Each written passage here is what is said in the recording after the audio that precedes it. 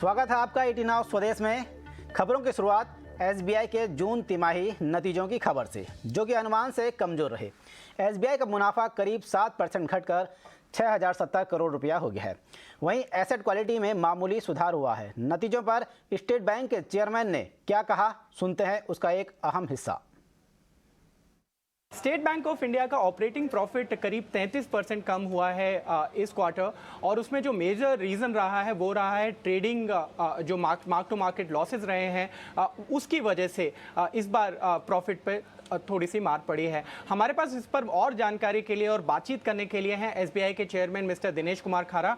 Mister खारा, आपका show पर स्वागत है। मेरा पहला सवाल यही है कि आपका जो इस बार का ऑपरेटिंग प्रॉफिट है वो डाउन हुआ है और साथ ही साथ अदर इनकम 80% कम हुई है, उसका कारण क्या है? उसका मुख्य रूप से कारण यही है कि हमने जो एमटीएम लॉस बुक किया है, जो कि 6549 करोड़ का एमटीएम लॉस हमने बुक किया है, उस कारण से जो है हमारा अदर इनकम में भी कम हुई है और साथ ही साथ जो है हमारा ऑपरेटिंग प्रॉफिट भी काफ़ी डिप्रेस दिखाई दे रहा है। बट अगर आप देखें तो एमटीएम लॉसेस जो हैं ये एक अकाउंटिंग ट्रीटमेंट है और इससे जो बैंक का कोर ऑपरेशन है वो इसमें रिफ्लेक्ट नहीं होता। और समय के साथ साथ जैसे जीसा कील में मूवमेंट होती है, हम इस ऑपरेटिंग लॉस को भी जो है पॉजिटिव में कन्वर्ट कर सकते हैं, प्रोवाइडेड सितंबर 30 में जो जीसा की यील्ड होगी उस बेसिस पर हम ये डिसीजन लेंगे। तो और वैसे भी अगर आप देखें तो जो कल जीसा की यील्ड थी वो 7.30 थी और बहुत दिनों तक ये जीसा की यील्ड जो है 7.20, 7.30, 7.10 इस तरह की मूवमेंट में नहीं है, इस तरह की रेंज में नहीं है। खारा जी, मेरा दूसरा सवाल आपसे रहेगा क्रेडिट ग्रोथ को लेकर। इस साल आपने करीब 15% के आसपास ग्रोथ दर्ज की है। आपको लगता है ये मोमेंटम कंटिन्यू रहेगा इस पूरे साल, और खासकर क्या बेस इफेक्ट भी इसमें प्ले कर रहा है?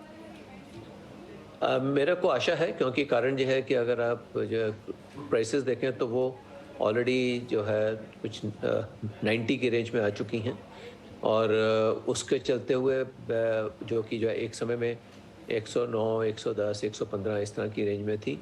तो उसको देखते हुए मेरे को आशा है कि जो सप्लाई साइड जो कंस्ट्रेंट्स हैं वो भी एड्रेस होंगे और सप्लाई साइड कंस्ट्रेंट्स एड्रेस होने के साथ साथ इकोनॉमिक एक्टिविटी भी इम्प्रूव होगी और इन सब के चलते हुए हमारी क्रेडिट ग्रोथ को भी एक प्रोत्साहन मिलेगा। आपका जो कैपिटल एडिक्वेसी रेशियो है वो 13.43% है। आपको लगता है कि जिस तरह की ग्रोथ की आपकी आकांक्षा है आपको और कैपिटल की ज़रूरत पड़ेगी, और आपका जो ऑलरेडी बोर्ड अप्रूवल है करीब 11,000 करोड़ रुपए का, वो क्या आप एक्चुअली अवेल करेंगे?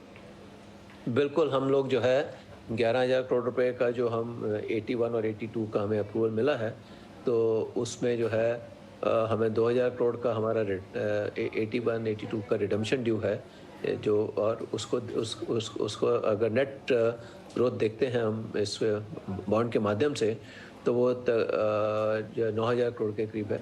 और हमें पूरी आशा है कि इस तरह की कैपिटल एडिक्वेसी रेशियो से हम आने वाले दिनों में जो हमारे क्रेडिट ग्रोथ होगी उसको सपोर्ट कर पाएंगे। दिग्गज ऑयल मार्केटिंग कंपनी एचपीसीएल ने भी अपनी पहली तिमाही के नतीजे जारी कर दिए हैं। कंपनी को पहली तिमाही में 10,196 करोड़ रुपए का घाटा हुआ है।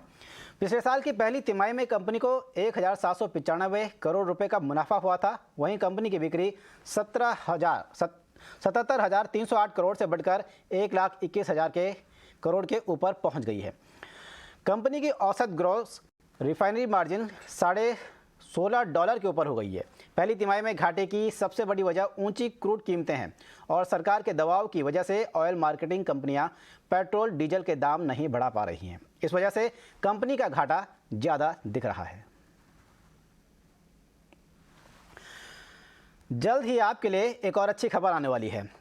अब आपके इलाके की बिजली वितरण कंपनियों पर बेहतर सर्विस देने का दबाव होगा, क्योंकि ऊर्जा मंत्रालय ने पहली बार सर्विस के आधार पर बिजली वितरण कंपनियों की रेटिंग जारी की है। इसके साथ ही सरकार संसद के मौजूदा सत्र में इलेक्ट्रिसिटी अमेंडमेंट बिल 2022 लेकर भी आएगी। I find that almost all the states are doing very well. In fact, all the distribution companies are now on a stronger footing.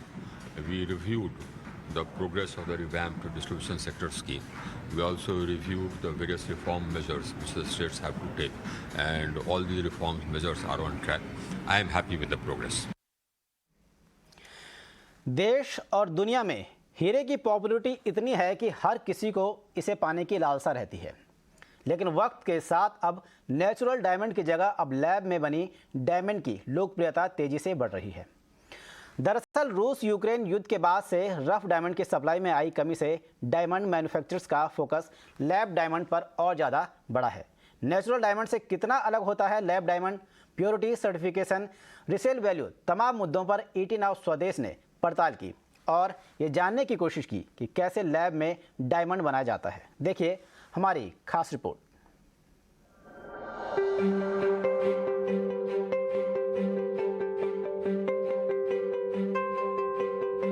Diamond carbon का शुद्धतम रूप है। इसमें बिल्कुल मिलावट नहीं होती है, यानी 100% कार्बन से बनते हैं। वैज्ञानिकों के मुताबिक जमीन से करीब 160 किलोमीटर नीचे बेहद गर्म माहौल में डायमंड बनते हैं। इसके बाद ज्वालामुखीय गतिविधियां इन्हें ऊपर की ओर लाती है। जमीन के नीचे बहुत ज्यादा दबाव और तापमान से कार्बन के अणु बेहद अनोखे ढंग से जुड़ते हैं और हीरे जैसे दुर्लभ पत्थर में बदल जाते हैं। ये तो नेचुरल तरीका है, लेकिन क्या लैब में बनने वाले डायमंड भी इसी प्रक्रिया से बनाए जाते हैं? कार्बन को वेपर डिपोजिशन करके कार्बन के ऊपर कार्बन हम ग्रो करवाते हैं, जिसमें हम नेचुरल डायमंड के नीचे स्लाइड करके फिर उसके ऊपर डायमंड ग्रो करते हैं। जो खान के अंदर या माइनिंग के अंदर जो प्रतिक्रिया कुदरत देती है, ये हमारे साइंटिस्ट बच्चे लोग देते हैं। तो सेम प्रोसीजर से physically, chemically, optically same to same, without naked eyes और without any certification nobody can identify, क्योंकि ये डायमंड ही है। ये पूरा डायमंड माइन है। ओके, कैसे बनता है सर? लैब में डायमंड कैसे बनाए जाते हैं? डायमंड सीड्स रखी हुई है। ये सीड्स को बंद करके इसके अंदर केमिकल मिक्सचर जाता है, hydrogen, methane, nitrogen, oxygen gases का कॉम्बिनेशन जाता है और एक जाता है माइक्रोवेव से प्लाज्मा इनहेंस होता है। प्लाज्मा सन की तरह एक्ट करता है और वो टेम्परेचर देता है। जो नीचे ज़मीन के अंदर है वो सेम पैरामीटर्स हम इधर देते हैं और उससे डायमंड ग्रो होता है। ये बंद हो जाने के बाद 28 डेज़ के बाद इसको ओपन अप करते हैं हम वापस और रफ डायमंड यहाँ पे ग्रो हो जाता है। अगर नेचुरल डायमंड बनने वाली प्रक्रिया लैब डायमंड बनाने में भी अपनाई जाती है, तो फिर क्या प्योरिटी और जेमोलॉजिकल इंस्टीट्यूट से वही सर्टिफिकेट मिलते हैं जो नेचुरल डायमंड के लिए दिए जाते हैं? 80,000 से लेके 1,30,000 कलर, क्लैरिटी और डिपेंड अपॉन द क्वालिटी के ऊपर, ट्रिपल सी के ऊपर और ट्रिपल एक्सटेंट कट पे भी जाता है। नेचुरल डायमंड की कंपैरिजन में ये 1/3 चीपर डायमंड्स है। लेकिन प्राइसिंग के लिहाज से नेचुरल डायमंड से लैब डायमंड कितना सस्ता होता है, और अगर क्या इसकी कोई रीसेल वैल्यू भी है? हालांकि रीसेल वैल्यू को लेकर स्थिति साफ नहीं है। कई ज्वेलर्स तो रीसेल वैल्यू देने की बात कर रहे हैं, लेकिन कई ऐसे भी हैं जिनको लगता है रीसेल वैल्यू कुछ नहीं मिलेगा। कई मैन्युफैक्चरर और ज्वेलर्स का मानना है कि लैब डायमंड की कीमत बहुत ज्यादा नहीं होती है, तो रीसेल वैल्यू की क्या जरूरत है? रीसेल वैल्यू की बात कर लेते हैं, क्योंकि अगर कोई भी इन्वेस्टमेंट करता है तो चाहता है कि उसकी रीसेल वैल्यू भी हो। अगर मैं आपके यहाँ से लैब से बनी डायमंड खरीदता हूँ, अगर वापस से आपको बेचने के लिए आता हूँ, तो मुझे क्या वैल्यू मिलेगा? मैंने 1 लाख रुपए का आपसे डायमंड खरीदा, मैं 2 साल बाद आपके पास आ रहा हूँ वही डायमंड लेके, आप मुझे क्या पैसे देंगे? एक्चुअल मैं उसका 80% अभी भी मैं ये पैसा 5 साल के बाद भी चुकाऊंगा। जब आपने सपोज कीजिए कि आपने 1 लाख रुपए का हीरा लिया है और 3 साल के बाद बेचने जाओगे, उस वक्त बाजार में जो दाम होगा उसमें 10% लेस करके आपको पैसा मिलेगा। रीसेल वैल्यू तो मतलब अभी जो एफोर्डेबल डायमंड है उसका रीसेल वैल्यू अभी नहीं रहता है। ज्वेलर्स के लिए भले रीसेल वैल्यू की अहमियत नहीं हो, क्योंकि वो कारोबारी है, लेकिन आम लोगों के लिए तो हर वैल्यू मायने रखती है। कोई भी ज्वेलरी सिर्फ फ्लॉन्ट और शो ऑफ के लिए नहीं खरीदता है। एक्सचेंज वैल्यू और रीसेल वैल्यू भी काफी मायने रखती है। काफी लोग इसमें निवेश का नजरिया भी रखते हैं। ऐसे लोगों को तो लैब डायमंड से निराशा हाथ लगेगी, क्योंकि रीसेल वैल्यू को लेकर आपस में ज्वेलर्स का ही एक मत नहीं है, तो फिर जवाबदेही कौन लेगा? यही वजह है कि आज भी सोने की लोकप्रियता किसी भी दूसरी चीजों की ज्वेलरी से ज्यादा है, जहां हर दौर में आपको बेहतर रिटर्न भी मिलते हैं। अगर आप नेचुरल और लैब डायमंड की बात करें तो नेचुरल चीजें हमेशा नेचुरल होती हैं और दुर्लभ होती हैं, और इसी दुर्लभता की वजह से इसकी मांग अलग लेवल की होती है। लेकिन दुर्लभता ज्यादा होने की वजह से नए विकल्प यानी लैब ग्रोन डायमंड को भी बढ़ावा मिल रहा है और यही वजह है कि लैब में बने डायमंड भी तेजी से देश और दुनिया में लोकप्रिय हो रहे हैं। चलिए अब हीरों की दुनिया से निकलकर चलते हैं सियासत के गलियारों में और अब बात करते हैं राष्ट्रपति चुनाव की, उपराष्ट्रपति चुनाव की। नया उपराष्ट्रपति चुनने के लिए आज वोट डाले जा रहे हैं। पीएम मोदी और गृह मंत्री अमित शाह समेत कई दिग्गज नेताओं ने अपना वोट डाला। वहीं संसद के दोनों सदनों के सदस्य भी वोट डालने के लिए पहुंच रहे हैं। पूर्व प्रधानमंत्री मनमोहन सिंह व्हील चेयर पर संसद भवन पहुंचे और उन्होंने वोट डाला। उपराष्ट्रपति उपचुनाव में एनडीए उम्मीदवार पूर्व राज्यपाल जगदीप धनखड़ का मुकाबला विपक्ष की उम्मीदवार और कांग्रेस नेता मार्गरेट एल्वा से है। मौजूदा उपराष्ट्रपति वेंकैया नायडू का कार्यकाल 10 अगस्त को खत्म हो रहा है।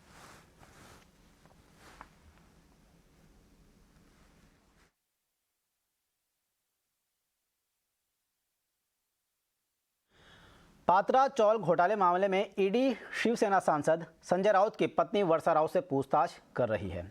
ईडी से जुड़े सूत्रों के मुताबिक उनकी पूछताछ जारी है और कुछ देर में वो आमने सामने बैठकर भी पूछताछ कर सकते हैं। के वरिष्ठ नेता संजय राउत की मुसीबतें खत्म होने का नाम नहीं ले रही। इसके साथ ही ईडी अधिकारियों ने उनकी पत्नी वर्षा राउत को तलब किया है। इस वक्त वर्षा राउत ईडी ऑफिस के दफ्तर में मौजूद है। लगभग 2 घंटे हो गए हैं जहां पर उनके साथ पूछताछ लगातार जारी है। आपको बता दें यह पूरा केस जो जुड़ा हुआ है ये पत्रा चौल केस के रिलेटेड है, जहाँ पे उनसे ये पूछताछ हो रही है कि मनी ट्रांजैक्शंस कैसे हुए। ईडी के अधिकारियों ने रिमांड कॉपी के तहत इस बात की जानकारी दी कि किस तरीके से 2 अलग अलग वक्त में 1 करोड़ 6 लाख, इसके साथ ही 1 करोड़ 17 लाख की जमाखोरी उनके बैंक अकाउंट में हुई है और इन्हीं सब के रिलेटेड उनके साथ पूछताछ जारी है। आपको बता दें संजय राउत पहले ही ईडी की कस्टडी में मौजूद हैं। इसके साथ ही ईडी अधिकारियों ने उनसे जुड़े और लोगों को अब ईडी सम्मन करके बुला रही है और पूछताछ कर रही है, जिसमें सबसे पहला नाम वर्षा राउत का है और 2 घंटे से पूछताछ लगातार जारी है। कैमरामैन प्रमोद के साथ श्वेता वर्मा, ईटी स्वदेश। गेहूं एक्सपोर्ट बैन को हटाने के हालात नहीं बने हैं और अभी भी बैन जारी रखने की ज़रूरत है, ये कहना है नीति आयोग के सदस्य प्रोफेसर रमेश चांद का। प्रोफेसर रमेश चांद ने ईटी नाउ स्वदेश की संवाददाता मेघना मित्तल से खास बातचीत में कहा कि खाने के तेल की कीमतें पिछले कुछ दिनों में काफ़ी नीचे आई हैं, लेकिन अभी ऐसे हालात नहीं बने हैं कि एडिबल ऑयल के इम्पोर्ट पर ड्यूटी लगाई जाए। और भी कई मुद्दों पर हुई बात, सुनते हैं इस एक्सक्लूसिव बातचीत में। बहुत स्वागत आपका ईटी नाउ स्वदेश में। मेरे साथ हैं नीति आयोग मेंबर रमेश चंद। बहुत स्वागत सर आपका। मैं स्टार्ट करूंगी सबसे पहले एमएसपी के इशू से, जिस पे फार्मर्स ने भी काफ़ी प्रोटेस्ट किया कि उसको लीगलाइज करने के लिए जो इशू चल रहा है। एक कमेटी जो बनी है एमएसपी पे और ट्रांसपेरेंसी लाने के लिए, उसमें ये मैंडेट में नहीं रखा गया है। क्या आपको लगता है कि ये लीगलाइज किया जा सकता है एमएसपी? हाँ, एमएसपी को लीगलाइज करना का डिसीजन लेने से पहले हमें जो उसके कॉन्सिक्वेंसेस हैं उनको ज़रूर अच्छी तरह सोच लेना चाहिए। एमएसपी को महाराष्ट्र ने एक बार 2 साल 3-4 साल पहले लीगल किया था और ट्रेडर ने कमोडिटी को बाई करने से मना कर दिया था, वो नहीं मना कर रहे थे और किसान एक बहुत ही बुरी स्थिति में चले गए थे। तो लीगल का मैं ये बताना चाहता हूँ आपके न्यूज़ चैनल के माध्यम से, यदि हमारे जो उत्पादक हैं उनको जो मार्केट में प्राइस मिल रही है वो ओपन मार्केट में या जो कॉम्पिटिटिव प्राइस होनी चाहिए उससे कम मिल रही है और मार्केट उन्हें एक्सप्लॉइट कर रही है, उस सिचुएशन में एमएसपी को लीगल बनाना किसान के हित की रक्षा करता है। लेकिन यदि एमएसपी जो ओपन मार्केट प्राइस होगी उससे ज़्यादा है और हम उसको कह देते हैं कि कोई भी इस पे एमएसपी से नीचे नहीं खरीद सकता, उस सिचुएशन में जो एमएसपी को लीगल करना है वो किसान के हितों के अगेंस्ट जाता है। क्योंकि उस सिचुएशन में यदि मैं आपको उदाहरण दूं कि हम एमएसपी किसी चीज़ की 2500 रुपये अनाउंस करते हैं, लेकिन ओपन मार्केट प्राइस डिमांड और सप्लाई के आधार पे 2000 से ज़्यादा नहीं है, तो यदि आप ये कह देंगे कि मार्केट में 2500 रुपये से नीचे जो भी खरीदेगा हम उसको सजा देंगे, तब आप देखोगे कि जो व्यापार है वो विड्रा कर जाएगा उसमें से। वो थोड़ी सी क्वांटिटी खरीदेंगे कि ये हाई इनकम ग्रुप को हम बेच सकते हैं, लेकिन वो मार्केट क्लियरेंस उस सिचुएशन में बिल्कुल नहीं होगा और किसान उस सिचुएशन में उससे सफ़र करते हैं। तो मैं ये कहना चाहूँगा कि हमें सिर्फ ये प्रज्यूम कर लेना कि यदि हमने किसी चीज़ की प्राइस लीगली फिक्स कर दी तो वो ज़रूरी ऐसा मिलती रहे, वो कोई ज़रूरी नहीं है। लेकिन सिर्फ मैं दोबारा कहूँगा, उस सिचुएशन में जहाँ पर मार्केट प्रोड्यूसर को एक्सप्लॉइट करती है, जो ओपन मार्केट प्राइस होनी चाहिए वो उससे नीचे प्राइस देती है, केवल उस सिचुएशन में लीगल एमएसपी अनाउंस होना किसान को हित में जाता है और दूसरी सिचुएशन में वो उसके हित में नहीं जाता। और जब से गवर्नमेंट ने नया फार्मूला एमएसपी का अडॉप्ट किया है कि एमएसपी कॉस्ट ऑफ कल्टीवेशन से 50% से ज़्यादा होगी, तो अक्सर जो एमएसपी है वो ओपन मार्केट प्राइस से ज़्यादा रह रही है। तो उस सिचुएशन में फिर ट्रेड तो खरीदेगा नहीं, तो एक बहुत ही विचित्र सी परिस्थिति उस सिचुएशन में पैदा हो जाती है। पर उससे क्या हमारे एक्सपोर्ट्स भी अनकॉम्पिटिटिव हो गए हैं, जो एमएसपी का जो नया फॉर्मूला जो अडॉप्ट किया है? अब उसमें भी डिपेंड करता है, क्योंकि अभी तो पिछले लगभग डेढ़ साल से जो इंटरनेशनल प्राइसेस हैं वो काफ़ी हाई चल रही हैं और दुनिया ग्लोबल फूड क्राइसिस की बात कर रही है। तो अब तो क्योंकि इंटरनेशनल प्राइसेस काफ़ी हाई गई हैं और वो उनको चाहिए जितना भी हम एक्सपोर्ट कर सकें वो उसकी मांग है। लेकिन यदि हम एक नॉर्मल प्राइसेस को देखें तो जो नॉर्मल प्राइसेस थी इंटरनेशनल, चाहे बीट की थी चाहे वो राइस की थी, वो हमारी जो एमएसपी हमने 18 में एक नए फार्मूले से गए वो इंटरनेशनल प्राइसेस उससे नीचे थी। तो साफ जाहिर है कि उसका आप यदि उस रेट पे ख़रीदोगे जैसे गवर्नमेंट खरीदती है एमएसपी वगैरह पे, तो फिर आप उसको एक्सपोर्ट नहीं कर पाओगे। एक्सपोर्ट करना है तो वो फिर उसको कम रेट पे आप उसको एक्सपोर्ट कर पाते हैं। और यही सिचुएशन गन्ने में भी है कि गन्ने की जो हम एमएसपी देते हैं, यदि उसको शुगर प्राइस के हिसाब से कैलकुलेट किया जाए, इंटरनेशनल शुगर के हिसाब से कैलकुलेट किया जाए, तो फिर हम कॉम्पिटिटिव नहीं रहते। तो अब ये स्थिति बनी है, लेकिन ये स्थिति जैसे मैंने कहा कि अब क्योंकि इंटरनेशनल प्राइस हाई हो गए हैं तो अब तो ये स्थिति नहीं है। लेकिन नॉर्मल सिचुएशन में 2 साल में हमारा जो एक्सपीरियंस है वो ये बताता है कि एमएसपी अधिकांश कमोडिटीज़ की इंटरनेशनल प्राइस से हायर थी।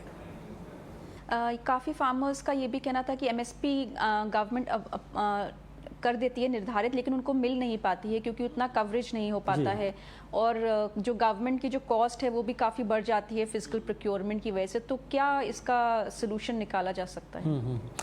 इसका सलूशन तो एक ही है कि हमें जो अपने इंस्ट्रूमेंट्स हैं एमएसपी देने के, हम उनको ज़रा द्वारा उनके बारे में विचार करें। मैं एक इंस्ट्रूमेंट काफ़ी देर से सुजेस्ट करता रहा हूँ, वो है जो मध्य प्रदेश ने किया था, भावांतर भुगतान योजना, कि सरकार जो है किसान को डेफिशिएंसी प्राइस पेमेंट के बारे में भी सोचे।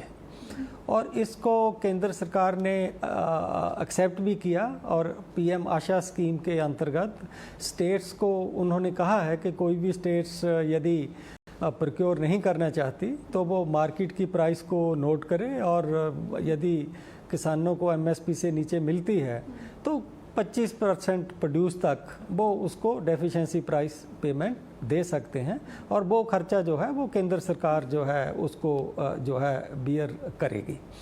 तो अब ऐसा है कि हमारी कुछ चीज़ें हैं जैसे राइस है, बीट है, वो हमारा पब्लिक डिस्ट्रीब्यूशन सिस्टम में बिकता है। तो उसके लिए तो जब तक हमने पब्लिक डिस्ट्रीब्यूशन सिस्टम को फिजिकल क्वांटिटी देकर रन करना है तब तक हमें ज़रूरत पड़ेगी। तो उन कमोडिटीज़ में उस हद तक कि जैसे हमारा 60 मिलियन टन हम देना चाहते हैं पब्लिक डिस्ट्रीब्यूशन सिस्टम में, तो 60 मिलियन टन तो हमें प्रोक्योर करना ही पड़ेगा जब तक हमने पीडीएस रन करना है। तो एक पार्ट पे कुछ क्रॉप्स पे हम प्रोक्योरमेंट के थ्रू एमएसपी दे सकते हैं, फिजिकल प्रोक्योरमेंट के थ्रू दे सकते हैं, और कुछ क्रॉप्स में हमें ये अल्टरनेटिव इंस्ट्रूमेंट जो है प्राइस डेफिशिएंसी पेमेंट का, इसके बारे में भी ज़रूर विचार करना चाहिए। और कुछ स्टेट कर भी रही हैं। हरियाणा का मैं उल्लेख विशेष तौर पर करना चाहूँगा।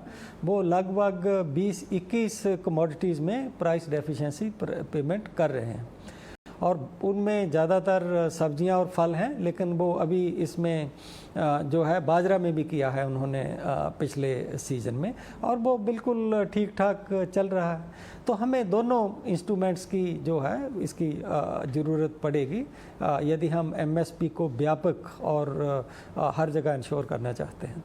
ग्लोबली हम देख रहे हैं कि फर्टिलाइज़र प्राइसेस जो अभी काफ़ी बढ़े हुए चल रहे हैं, फूड प्राइसेस भी काफ़ी बढ़े हुए चल रहे हैं, तो इसके चलते क्या आपको लगता है नेक्स्ट सीज़न में एमएसपी फिर से बढ़ाने की ज़रूरत पड़ सकती है?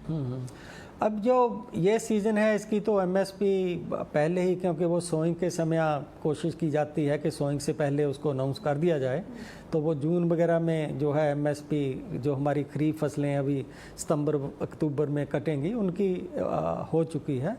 और उसको जब एमएसपी सीएसीपी सजेस्ट रिकमेंड करता है तो वो एक प्रोजेक्ट करता है कि आगे को क्या कॉस्ट होने वाला है। तो मेरा ये मानना है कि एमएसपी जब सीएसीपी अपने कॉस्ट को प्रोजेक्ट करता है तो जनरली वो फैक्टर इन कर लेता है कि क्या ऐसे इंक्रीज़ कौन सा होने वाला है। फर्टिलाइज़र के केस में कुछ फर्टिलाइज़र को छोड़कर जो ज़्यादातर इंक्रीज़ इंटरनेशनल प्राइसेस में हुआ है वो सरकार ने उसको ऑब्जर्व किया है। अब जो हमारी फर्टिलाइज़र की सब्सिडी है वो जैसे 1,45,000 करोड़ से बढ़ाकर लगभग उसको 2.5 लाख करोड़ के लगभग जो है सरकार ने पहले ही इस वित्तीय वर्ष में उसको इंक्रीज़ करने का निर्णय लिया है। तो ज़्यादातर जो इंक्रीज़ है फर्टिलाइज़र प्राइसेस में वो किसान को ट्रांसमिट नहीं होगी, केवल छोटे से कुछ फर्टिलाइज़र को छोड़कर, तो उसको सरकार ने अब्जॉर्ब किया है। तो आपको लग रहा है कि ज़रूरत नहीं पड़ सकती है क्योंकि काफ़ी फर्टिलाइज़र प्राइसेस एब्जॉर्ब हो गए हैं? अब ज़रूरत ऐसा है कि कॉस्ट ग्राउंड पे तो मुझे ऐसा ज़रूरत उसका नहीं लगता, लेकिन एमएसपी को कई बार रिव्यू किया जाता है। पास्ट में भी सीज़न के बीच में हार्वेस्ट के टाइम में इवन जब हार्वेस्ट पीक पे होता है तो कई बार उसको रिव्यू करने की यदि आवश्यकता पड़े तो सरकार उसको कर लेती है, और उसका इंस्ट्रूमेंट है बोनस। क्योंकि अब एमएसपी तो दोबारा से सीएसीपी को रेफ़र करना कराना बड़ा एक लंबा और टाइम कंज्यूमिंग प्रोसेस हो जाता है। तो उस सिचुएशन में यदि ऐसी स्थिति कोई बनती है तो सरकार उस पर बोनस देती है, उस विशेष परिस्थिति के लिए पास्ट में देती रही है।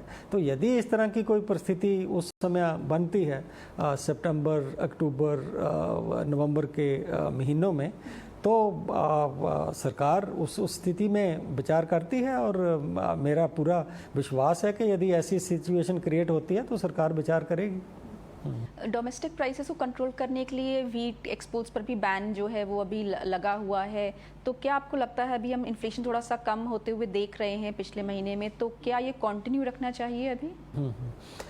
अभी भी बीट की प्राइसेस जो है वो 440-50 डॉलर से थोड़ा नीचे आई हैं, लेकिन अभी भी जो प्राइस है इंटरनेशनल वो हमारी डोमेस्टिक प्राइस से काफ़ी ज़्यादा है। तो अभी तो ऐसी स्थिति नहीं बनी कि यदि हम एक्सपोर्ट पे बैन हटा दें तो हमारी मार्केट पे कोई बहुत ज़्यादा असर नहीं पड़ेगा।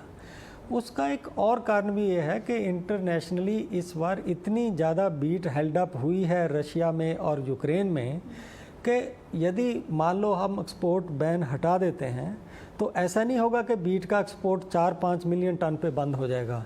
बीट का एक्सपोर्ट कम से कम 20-25 मिलियन टन हो जाएगा। उससे फिर जो हमें अवेलेबिलिटी चाहिए उस पर वही नहीं अवेलेबल होगी, तो फिर तो ऐसा होगा कि हम इंटरनेशनल कंज्यूमर को प्राइस लो देने के लिए अपने कंज्यूमर की प्राइस बहुत ज़्यादा हाई कर रहे हैं, और मेरे विचार में ऐसा नहीं करना चाहिए, क्योंकि सरकार की नीति हमेशा ये रही है कि जब बहुत हाई इन्फ्लेशन होती है तो कंज्यूमर के इंटरेस्ट को प्रोटेक्ट करना, जब डिफ्लेशन या कोई प्राइसेस लो होती हैं तब प्रोड्यूसर के इंटरेस्ट को प्रोटेक्ट करना। तो आपने देखा होगा कि आज से 6 महीने पहले यदि हम देखें तो जो हम एक्सपोर्ट में प्राइस किसान को मिल सकती थी बीट से, हमारी सरकार किसान को उससे 20% ज़्यादा प्राइस दे रही थी। तो कंज्यूमर भी उस समय ये आर्गू कर सकता था कि आप हमें इंपोर्ट क्यों नहीं लेने देते, इंपोर्ट हमें सस्ता मिलता है। तो ये परिस्थिति के अनुसार है कि आज की परिस्थिति अभी ऐसी है कि हम इस जो एक्सपोर्ट बैन को यदि ऐसा अभी हटाएंगे तो बहुत ज़्यादा क्वांटिटी बीट की देश से बाहर चली जाएगी और हमारी अपनी ही बीट के प्राइसेस जो हैं वो आसमान को छूने लगेगी। तो अभी ये बाइज़ नहीं है कि हम इस एक्सपोर्ट बैन को हटा दें, लेकिन सरकारों के साथ करके बातचीत, जितना हमारा नॉर्मल एक्सपोर्ट पहले होता था उतना एक्सपोर्ट इंडिया अभी भी करेगा, लेकिन ऐसा नहीं है कि उसको हम एक अनलिमिटेड या बिना कैप लगाए कर देंगे, उस तरह की स्थिति नहीं है। एक आखिरी सवाल और बहुत अहम सवाल है एडिबल ऑयल प्राइसेस का, जो अभी भी काफ़ी बढ़े हुए चल रहे हैं। आप उस कमेटी में भी हैं जो रिव्यू करते हैं एडिबल ऑयल प्राइसेस, जिसकी हाल ही में अभी बैठक भी हुई थी। तो क्या अभी निष्कर्ष है कमेटी का, क्या आपका आउटलुक है एडिबल ऑयल प्राइसेस पर? अब कमेटी का क्या है निष्कर्ष वो तो नहीं मैं आपसे शेयर कर सकता, लेकिन आउटलुक जो है वो मैं आपसे शेयर कर सकता हूँ। पिछले 2 महीने में जो एडिबल ऑयल हैं उनकी प्राइसेस काफ़ी नीचे आई हैं और इंडोनेशिया जो है उसने जब एक्सपोर्ट पे बैन लगा दिया था तो अब उसके पास इतना इकट्ठा हो गया पाम ऑयल कि उसके पास भी रखने की जगह नहीं है।